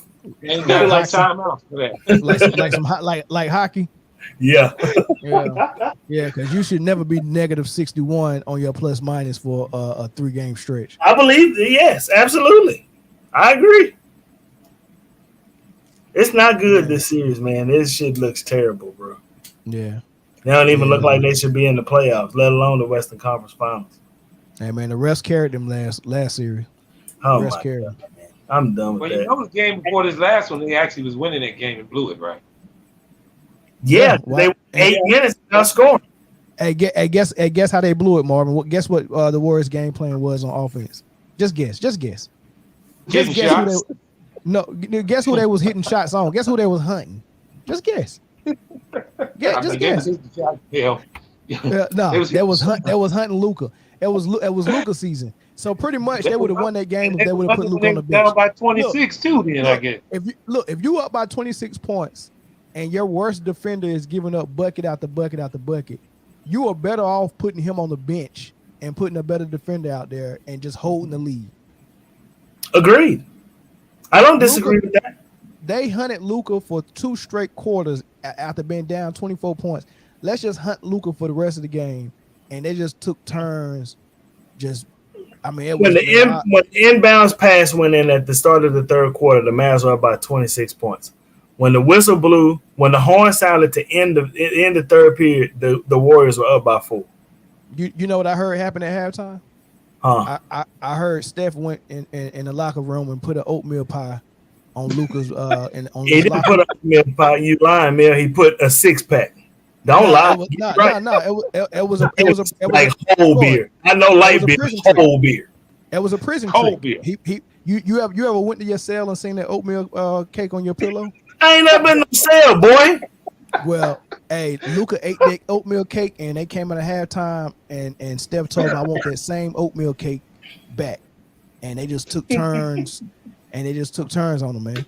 They put a 6-pack of Guinness on his they drank it. He drank it. They probably did. Mel, you coming on tomorrow? Because I got to make a run and get on another panel. Are you coming on tomorrow or later on tonight? Do your thing. Hit the Cash App too. Okay. Hit the Cash App, man. Or later on. I ain't gonna keep cooking you for free, man. Mel, you know my old statement. Just because you say it loud don't mean it's right. You know my old statement. Just because you say it loud don't mean it's right. As soon as they lose a game, you won't do another show. Hey, get them, Marv. You hear what I tell them at the end? You hear what I tell them at the end? As soon as they lose a game, he won't do another show.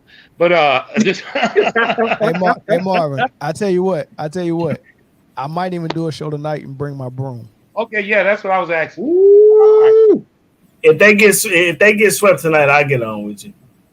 I take my whooping like a man. Yeah, I'll be on too if you get back on. Yeah, man. Win or lose, I'm gonna be on. For sure. I bring my broom. I might bring old Betsy with me. I don't know.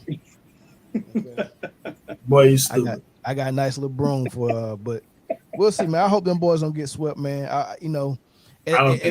It make for good conversation if they come out and just Luka just had, Luka have a 60-piece, man. That'll be a good conversation tonight. It'll be a good conversation if he have a 60-piece and they win. And they win, yeah. Because then you get to come back and get your face back, and Marvin get to come talk junk and say it ain't fun when the rapper got the gun and all that stuff, and it just builds it up.